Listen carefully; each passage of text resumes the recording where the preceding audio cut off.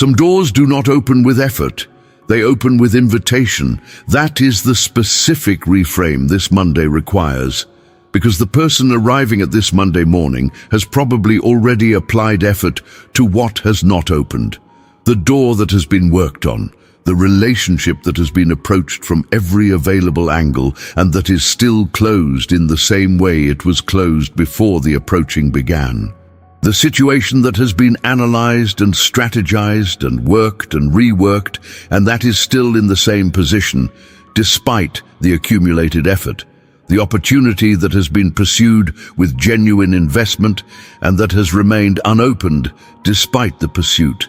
The effort is not the problem. The effort was real and appropriate and the right expression of genuine investment in what matters. The effort was the right response to a door that opens with effort. But some doors are not that kind of door. Some doors have locks that effort cannot reach. The mechanism is on the other side. The opening happens from the inside. And the person applying effort to the outside, however persistently and skillfully, is working the wrong approach for this particular door. The invitation is the different approach, not the abandonment of the effort, not the passive waiting that does nothing in place of the doing. The deliberate, specific, directed act of bringing the door to God and asking God to do what effort has not been able to do. The effort positions the door. The invitation opens it. This is Monday, May 25th, the beginning of a new week. And this week begins with the specific, named, honestly acknowledged thing that the effort has not opened, not as failure, as the honest identification of the door that requires a different approach than effort has been offering. The approach of the invitation, the approach of the Monday morning prayer that brings the unopened door before the one who opens from the inside. His word declares in the book of Revelation, chapter 3, verse 7 through 8, that these are the words of him who is holy and true, who holds the key of David. What he opens no one can shut, and what he shuts no one can open. I know your deeds. See, I have placed before you an open door that no one can shut, the key of David. The opening authority that belongs to the one who holds the key. What he opens, no one can shut. And what he places before the person as an open door is an open door that no one can shut after he has opened it. The effort does not hold a key. It holds tools, and tools work on the doors they were designed for, but the key is in a different hand. And the Monday that brings the unopened door to the one who holds the key is the Monday that invites the opening that the tools have not been able to produce. Before we enter this prayer, write in the comments right now, Lord, open what my effort has not been able to unlock. I bring the door to you and I trust the key is in your hand. Write it as the bringing of the door. The specific act of carrying what the effort has been working on to the one whose authority over it is not limited by the mechanism's location. Like this video as an act of choosing the invitation over the continued ineffective effort. Subscribe to this channel so we can begin every week together, especially the Mondays when the door that has been worked all week arrives at a new week still closed, and the new week needs a different approach than the previous week's effort provided. And share this prayer with someone who has been working a door that has not opened. Not to tell them the effort was wrong, to give them the key holder. Now let us bring the unopened doors to the one who holds the key. Lord my God and my Father, I come before you on this Monday morning, and I name the doors that the effort has not been able to open. The relationship door, the relationship that is still in the position it was in when the effort to improve it began. The conversation attempts that have not produced the opening. The gestures of repair that have not been received in the spirit they were offered. The sustained investment of time and attention and care that has met the same closed quality it was attempting to open. The relationship door is real. The effort has been genuine, and the door has not opened. I bring it now to the one who holds the key, the opportunity door. The thing being pursued that has not yet materialized despite the genuine and sustained effort of the pursuit, the application submitted, the conversation initiated, the project proposed, the connection sought. All of it genuine effort in the direction of something that has not yet opened into the space the effort was creating. The opportunity door is real. The effort has been real, and the door has not opened. I bring it now, the internal door. The change in the person themselves that the effort to change has not produced. The habit that has been attempted repeatedly without the attempting producing the change. The pattern that has been identified and worked against without the working producing the breaking of the pattern. The version of themselves the person has been trying to become through the force of their effort and intention. The internal door is real. The effort has been genuine. And the door has not opened from the inside through the effort applied from the outside. I bring it now. I name these. I hold each one before you, not as the list of the effort's failures, as the honest presentation of the doors that belong in your hands, rather than in the continuing application of the effort that has not been working. And Father, I want to name something about the internal door specifically that makes it the most surprising of the three to bring before God. Because the internal door, the change in the person themselves, feels like the most thoroughly personal door, the one that should respond to effort more than any other. If the person is the agent of any change, surely the change in themselves is that change. And the internal door's resistance to the effort applied from the inside feels like the most direct evidence of personal insufficiency. But the internal door is not opened by the person's effort for the same reason the other doors are not opened by effort. The change that is genuinely needed in the interior is not a surface change. It is the kind of change that belongs to transformation rather than improvement.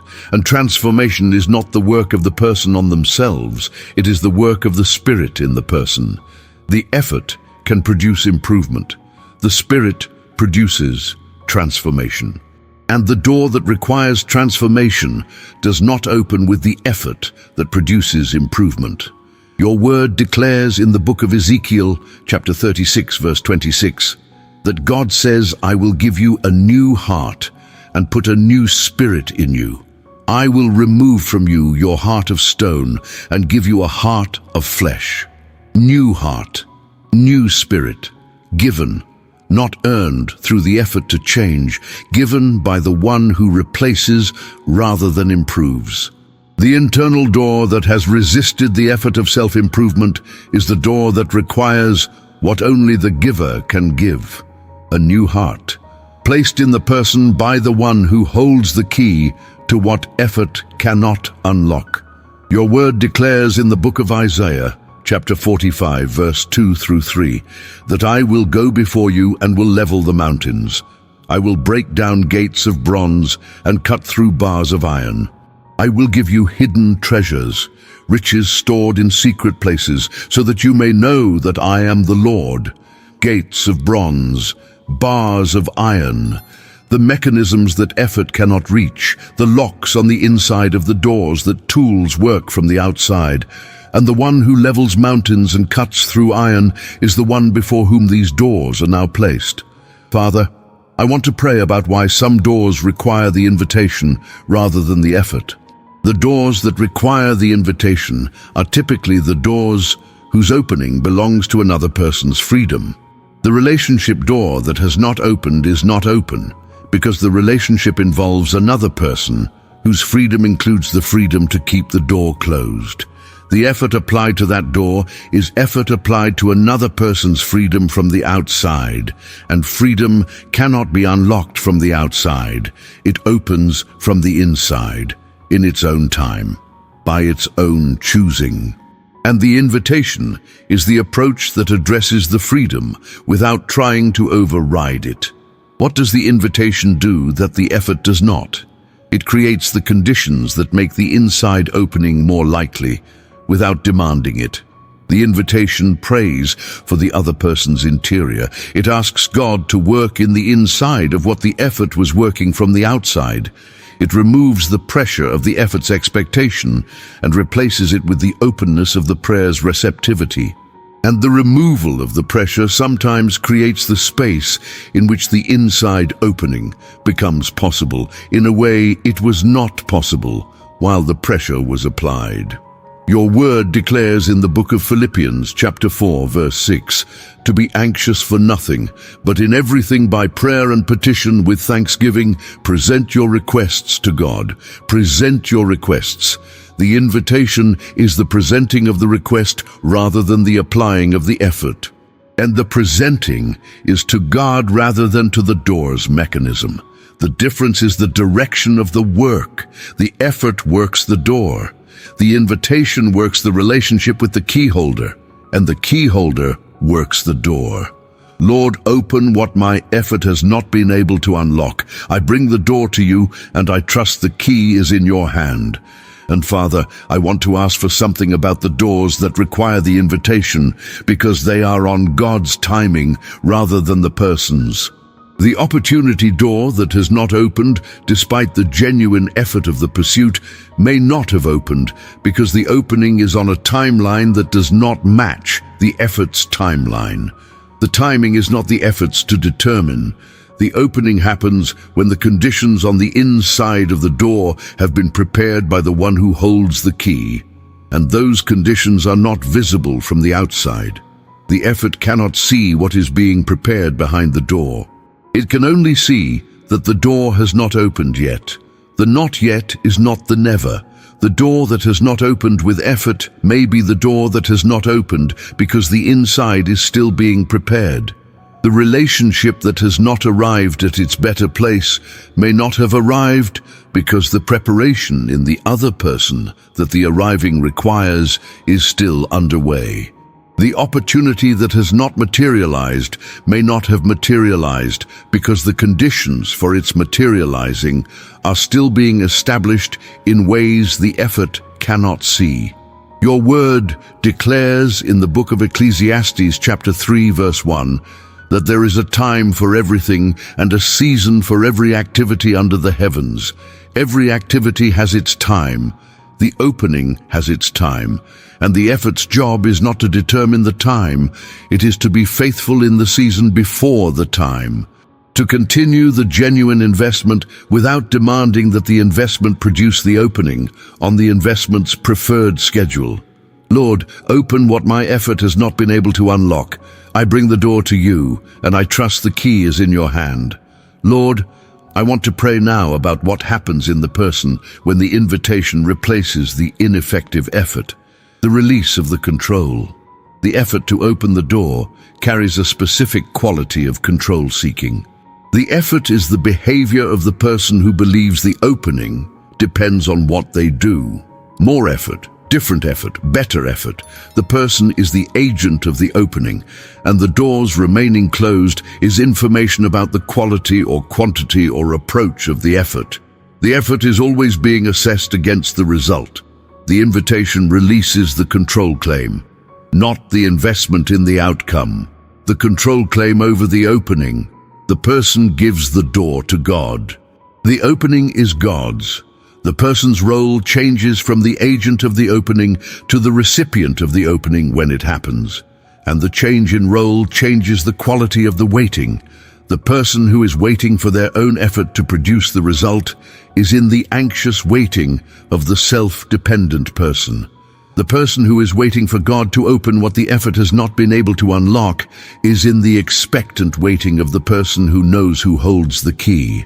Your word declares in the book of Psalms, chapter 75, verse 6 through 7, that no one from the east or the west or from the desert can exalt a person, but it is God who judges. He brings one down, he exalts another. God who opens, God who closes. The positions and the timings of the openings are not determined by the effort applied, by the one who holds the key of David. And the person who has given the door to that one is the person who is waiting for the right agent. rather than the agent of their own effort. And Father, I want to ask for something about the faith that the invitation requires that the effort did not require. The effort requires skill and persistence and strategy. It requires the belief that what is being done can produce the outcome through the doing. It draws on what the person has. The investment of the effort is the investment of what the person can bring. The invitation requires the faith that the key holder is real, that the one who holds the key actually holds it, that the bringing of the door to God actually places the door in the hands of the one who can do something with it that the effort could not. The invitation is more vulnerable than the effort. The effort fails on its own terms, and the person can attribute the failure to insufficient effort and try harder. The invitation succeeds or fails on the key holder's terms, and the person cannot attribute the failure to insufficient invitation and invite harder. The invitation is given, the opening is received, or the season continues, and the faith is in the key holder's faithfulness through the season. Your word declares in the book of Hebrews, chapter 11, verse 1, that faith is confidence in what we hope for and assurance about what we do not see, the assurance about what is not yet visible. The door still closed, the confidence that the key holder holds the key, the hope that the opening is coming, on the inside timeline, in the prepared time, with the hidden treasure that the opening reveals when the door finally opens. That faith is what the invitation requires and the effort does not need. And I want to name something about what the faith-based waiting produces in the person that the effort-based pushing does not. Rest. The person who gave the door to God and is trusting the key holder is not spending energy on the door during the hours when the effort would have been applied. The energy is available for what the actual week requires rather than for the continued application of the ineffective approach. And the person who is resting from the effort on the closed door arrives at the Monday's actual work with more than the person who is dividing their energy between the actual work and the continued effort on the door that is not responding to effort. The giving of the door to God is a form of rest, the specific rest of the person who stopped doing what was not working and trusted the right agent to do what the wrong approach was failing at. That rest is both practical and spiritual. Practical in the energy freed by the ceasing of the ineffective effort, spiritual in the trust that the ceasing requires and that the ceasing builds. Your word declares in the book of Psalms, chapter 46, verse 10, to be still and know that I am God. The being still is the ceasing of the effort that was not working. The knowing of God is the faith that the key is in the right hands. Both together, the stillness and the knowing, the ceasing and the trusting. The rest of the person who gave the door to God and who is now being still in the knowledge of who holds the key. Lord, open what my effort has not been able to unlock. I bring the door to you, and I trust the key is in your hand. Father, as this prayer closes, I want to receive something about what the Monday looks like when the unopened doors have been given to God. The Monday is freed from the weight of the doors. The person who was carrying the effort to open the closed doors is carrying less than the person who was carrying the effort, plus the accumulated disappointment of the effort's failure, plus the anticipatory effort of what will be tried differently this week. The person who gave the doors to God is carrying the week's actual obligations, not the doors on top of the obligations.